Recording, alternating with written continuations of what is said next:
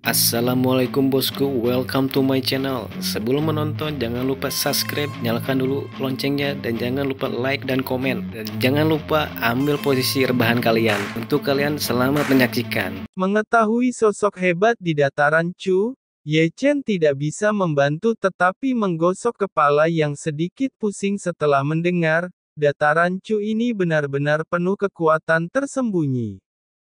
Melihat ekspresi kusut di wajah Ye Chen, Nan Mingyu tersenyum, dan aku tidak tahu, jadi jangan meremehkan dataran Chu yang luas ini. Ye Chen bergumam, bagaimana perasaanku dengan kultivasi masih di tahap spiritual tingkat 5, dibandingkan dengan Anda, rasanya aku bukanlah apa-apa di mata kalian. Tetap bersemangat, kau mempunyai bakat yang hebat, ayo pergi. Nan Mingyusu langsung menarik Ye Chen, yang masih mendengkur, dan berjalan menuju kedalaman. Ye Chen menghela nafas dan berdiri berdampingan dengan Nan Mingyusu, dan mata roda abadi berbelok ke kiri dan ke kanan, tidak melepaskan area berbahaya apapun. Dan semakin dalam dia berjalan, semakin serius penampilannya. Di satu sisi, Nan Mingyusu memegang pedang ayahnya di satu tangan dan melihat sekeliling dengan waspada. Dia sepertinya merasakan nafas berbahaya di udara, jadi dia siap untuk perangkapan saja. Siapa aku? Siapa aku? Saat dia berjalan, Ye Chen samar-samar mendengar suara yang samar dan samar. Apakah Anda mendengar suara aneh? Agak terkejut, Ye Chen tidak bisa menahan diri untuk tidak melihat Nan Mingyusu di sisinya. Suara aneh. Nan Mingyusu menggelengkan kepalanya dengan lembut. Apakah aku salah dengar? Ye Chen menggelengkan kepalanya dan terus memindai setiap area dengan mata roda abadi. Hati-hati. Di sampingnya, Nan Mingyusu tiba-tiba berteriak, lalu dia mengayunkannya dengan pedang. Segera, sosok jiwa yang bergegas langsung dipotong setengah oleh pedangnya. Apa itu? Ye Chen menatap sosok jiwa itu. Dia tampak seperti jiwa, tetapi bukan jiwa manusia, tetapi lebih seperti monster, karena memiliki 6 tangan, 3 kepala, dan wajah. Tidak ada mata di atasnya. Roh jiwa iblis. Apa itu roh jiwa iblis? Roh-roh jiwa iblis diubah oleh pikiran-pikiran jahat kehidupan. Nan Mingyusu menjelaskan, mereka mewarisi sebagian dari ingatan tuannya, menyerap kepahitan dan pikiran jahat dan lahir. Ngomong-ngomong, Nan Mingyusu sudah mulai menarik Ye Chen kembali. Aku melihatnya. Ye Chen mundur dengan sangat kooperatif, karena Ye Chen melihat bahwa monster ilusif yang telah dipotong Nan Mingyusu telah pulih, dan bentuknya telah berubah menjadi monster seperti Hydra. Deru. Keduanya mundur, dan roh jiwa iblis Hydra membuat raungan aneh dan bergegas. Melihat ini, Nan Mingyusu mengayunkan pedangnya lagi dan memotongnya untuk kedua kalinya. Hanya segera roh jiwa iblis itu sembuh lagi, dan bentuknya berubah lagi, berubah menjadi monster tanpa kepala, dan bergegas. Hantu-hantu itu tetap bersama. Nan Mingyu memuntahkan manik-manik roh, dan menghancurkan monster jahat itu menjadi abu terbang di tempat. Namun, roh jiwa iblis berkumpul lagi, dan ketika berubah menjadi berbagai bentuk, meski tidak tahu bagaimana menggambarkannya, hanya mengetahui bahwa itu sangat terpana, dan masih menggeliat, itu tampak sedikit menjijikkan. Ini bukan serangan biasa. Ye Chen mengerutkan kening. Itu karena keluhan di sini terlalu berat, dan keluhan dapat dibangkitkan tanpa batas. Nan Mingyusu berkata, dan sekali lagi menembak, jika kamu ingin menghancurkannya sepenuhnya, kamu harus menemukan sumbernya. Roh jiwa iblis dihancurkan sekali lagi. Namun, pikiran jahat di sini menghidupkannya kembali, dan bentuk yang berubah ini membuat Ye Chen tertegun di sana di tempat. Ini, Melihat roh jiwa iblis itu, Nanming Yusu tidak bisa menahan diri untuk tidak melihat Ye Chen di sampingnya. Ini, ekspresi Ye Chen juga sangat indah. Roh jiwa iblis ini meniru penampilan Ye Chen. Ye Chen melirik Nanming Yusu sejenak, karena roh jiwa iblis yang terbang ke arahnya tampak persis seperti Ye Chen. Nan Mingyu membilas pedang dan menghancurkan roh jiwa iblis itu lagi. Mundur. Roh jiwa iblis itu dihancurkan untuk sementara. Nan Mingyu mendorong Ye Chen kembali. Keluhan jahat di sini terlalu kuat. Pasti ada roh jiwa iblis lainnya. Deru. Benar saja, begitu Nan Mingyu meneriakkan kata-kata, roh jiwa iblis muncul di sisi miring, tapi itu adalah monster berkepala 3. Nanming Yusu melakukan tembakan yang kuat dan mengaturnya menjadi abu terbang dengan satu telapak tangan. Roh jiwa iblis baru saja dimusnahkan, dan ada suara ratapan sedih ke segala arah, mendengar ekspresi Ye Chen untuk sementara waktu. Tidak bagus. Nanming Yusu mendekati Ye Chen beberapa kali, pertama-tama melihat sekeliling pada roh-roh jiwa iblis yang muncul ke segala arah, kemudian melihat pagoda indah senjata ajaib surgawi yang tergantung di atas kepalanya. Pada saat ini, pagoda yang indah itu berdengung dan bergetar, dan keseluruhannya terkikis oleh kejahatan. Mundur, cepat mundur. Ye Chen, yang telah kembali, berkata dengan tergesa-gesa. Nanming Yusu dengan cepat mundur, dan pagoda kekaisaran menyapu lautan bintang, membanjiri banyak roh jiwa iblis yang datang di wajahnya. Namun, tindakannya tampaknya membuat marah semacam keberadaan yang mengerikan, lebih banyak roh jiwa iblis muncul, dan mereka sepotong demi sepotong, dan bentuknya aneh dan banyak, membuat kulit kepala mati rasa. Ini terlalu banyak. Ye Chen tidak berani menjauh dari Nanming Yusu. Kita mungkin telah menginjakkan kaki di tanah pemakaman. Nanming Yusu memegang pedangnya sambil memindahkan pagoda yang indah untuk membunuh roh-roh jiwa iblis. Seharusnya ada banyak orang kuat yang dimakamkan di sini, yang membuat kejahatan di sini begitu kuat. Ayo ke timur, ada lebih sedikit kekuatan jahat di sana. Ye Chen mengingatkan dengan tergesa-gesa.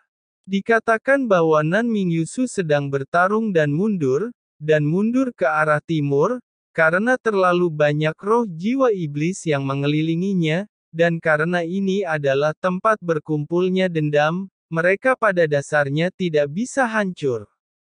Namun, apa yang membuat mereka terlihat begitu serius adalah bahwa dendam yang kuat telah mengikis interior pagoda yang indah, membuat kecemerlangan hampir musnah. Deru. Ketika keduanya mundur, roh-roh jiwa iblis yang tak terhitung jumlahnya bergabung menjadi satu, membuat bentuk ilusi mereka banyak. Kebencian yang mengamuk membuat roh-roh jiwa iblis yang bergabung menjadi sangat kuat. Apalagi perubahan bentuk mereka persis sama dengan Ye Chen. Kenapa meniru aku saja? Ye Chen mengutuk. Karena kamu terlihat tampan. Nanming Yusu membawa Ye Chen kembali dengan cepat. Namun, perpaduan roh-roh jiwa iblis lebih cepat, dan Nanming Yusu tiba-tiba muram. Dengan Nanming Yu dibilas dengan jentikan, itu adalah pedang yang tak tertandingi. Hanya saja kali ini, pedangnya gagal membelah roh jiwa iblis yang kuat, tetapi meninggalkan retakan di tubuhnya, dan retakan itu disembuhkan dengan amarah, dan sembuh seketika. Roh jiwa iblis menembak dan menghancurkan pagoda indah yang tergantung di atas Ye Chen dan Nanming Yusu dengan satu telapak tangan, dan bahkan Ye Chen dan Nanming Yusu terlempar dari udara. Begitu dia mendarat, Ye Chen memuntahkan darah. Kekuatan yang kuat dan misterius dari 100.000 pegunungan membuatnya tak tertahankan. Dalam sekejap, kulitnya pecah-pecah, dan tubuhnya seperti menekan gunung. Tidak jauh, Nanming Yusu tidak jauh lebih baik, bahkan jika dia adalah berada di tahap Heavenly Immortal setengah langkah, itu masih ditekan. Apakah aku akan mati di sini? Ye Chen memuntahkan darah dan berdiri dengan kaku. Kemarilah.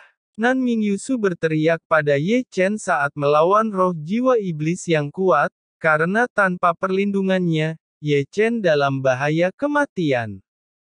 Di sini, Nan Mingyu tidak perlu mengatakan bahwa Ye Chen juga mengambil langkah sulit dan memegang batu di dekatnya. Dia sudah berlumuran darah, semua pori-pori di tubuhnya berdarah, dan tulangnya mulai hancur karena retakan kekuatan yang kuat itu.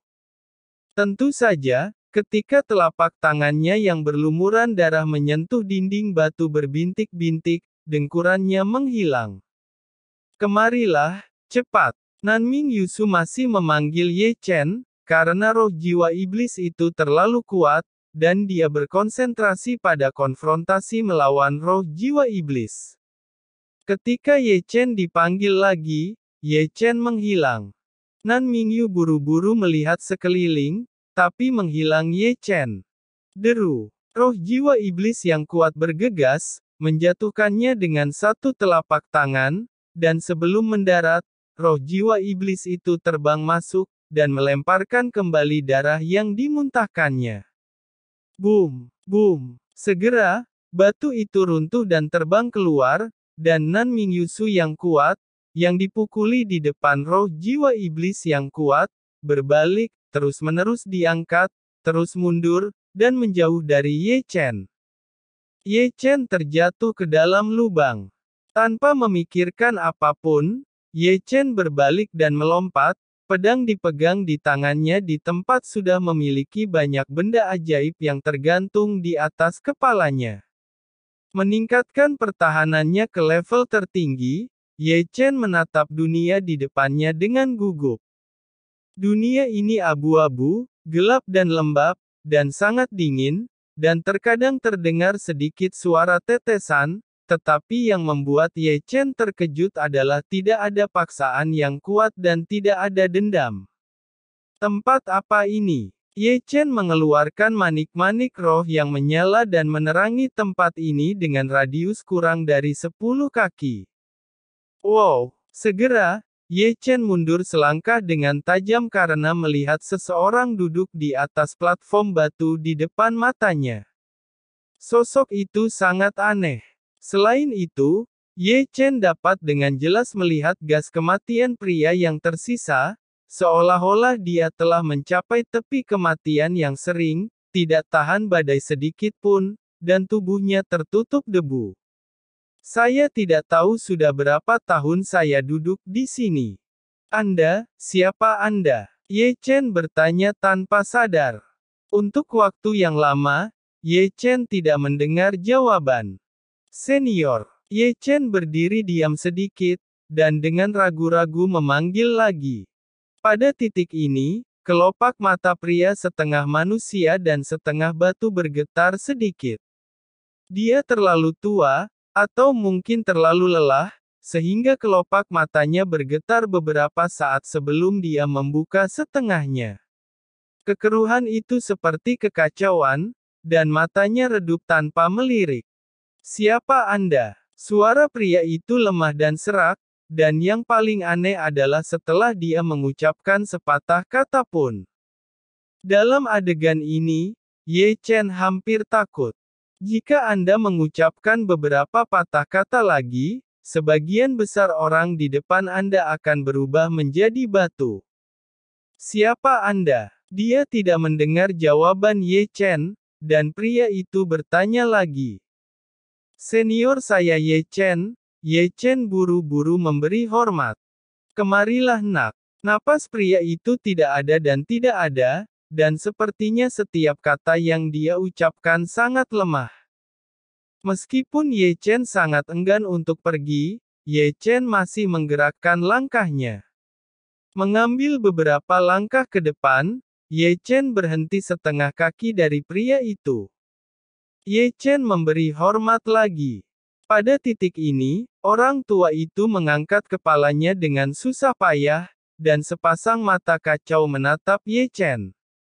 Namun, ketika dia melihat wajah Ye Chen, ada cahaya redup di mata tua yang sangat buram itu, dan telapak tangannya yang layu tiba-tiba terangkat, meraih Ye Chen dengan keras, dan emosinya dalam sekejap menjadi sangat bersemangat. Master, pria itu tampaknya telah menghabiskan kekuatan terakhirnya dan meneriakkan kata Master. Melihat pria itu memegangi dirinya sendiri dengan kegembiraan, Ye Chen diam di tempat. Master, saya Zhong Yan. Melihat Ye Chen tertegun, emosi pria itu bahkan lebih gelisah, dan ada air mata mengalir di mata lamanya. Ye Chen berkata, "Itu, Senior, apakah Anda mengenali orang yang salah?"